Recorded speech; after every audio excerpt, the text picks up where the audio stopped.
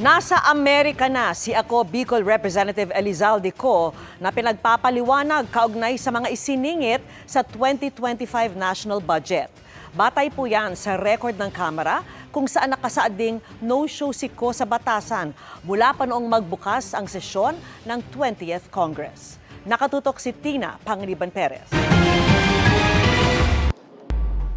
Sa kauna-unahang pagdinig ng House Infrastructure Committee nitong Martes, hiniling ng ilang kongresista na imbitahan si Ako Bicol Representative Elizalde Co para ipaliwanag ang budget insertions sa 2025 budget noong siya ang chairperson ng House Appropriations Committee noong 19th Congress. Pero batay sa journal ng Kamara, simula na magbukas ang 20th Congress noong July 28, hindi pa dumadalo sa sesyon si Co.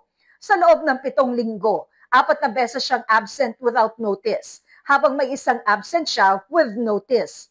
4 na beses din siyang inilistang hindi dumalo sa sesyon dahil may dinaluhan siyang committee meeting o kaya'y nasa official mission. Sabi ng kapwa niya Ako Bicol Party List Representative na si Alfredo Garbin Jr., napunta po pero ang pagkakaalam ko po, absent siya nung SONA. Pero napunta po. Ang pagkaalam ko po, hindi siya nag-appear to any committee hearings or session. batay sa records ng Kamara, nasa Amerika ngayon si Co. I made an initial inquiry sa Office of the Secretary General. I understand he is nasa United States siya for medical treatment with appropriate travel documents. Kung ano yung mga travel documents na yon, wala pa akong copy. So I still have to coordinate further with the Office of the Secretary General. That's confirmed. Hinatid na yung anak niya sa Boston University. And in time also for his regular check-up doon. So pakahatid niya, ngayon nagpa-check up siya, but he was advised by the doctor to have an extensive check-up kasi may na-mention sa akin na parang 90/60 ang baba daw ng blood pressure niya. He's still in the United States as we speak.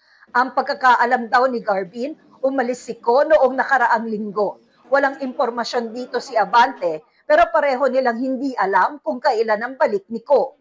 Noong Enero, bumaba sa pwesto bilang chairman ng House Appropriations Committee noong 19th Congress, si Co.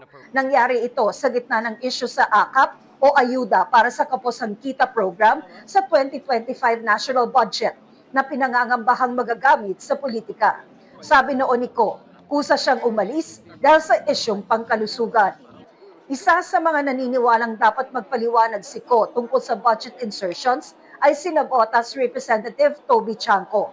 Hamon kay Chanco ng Ako Bicol, If that pertains to the budget of 2025, then that's an act of Congress that was approved by Congress and signed into law by the President.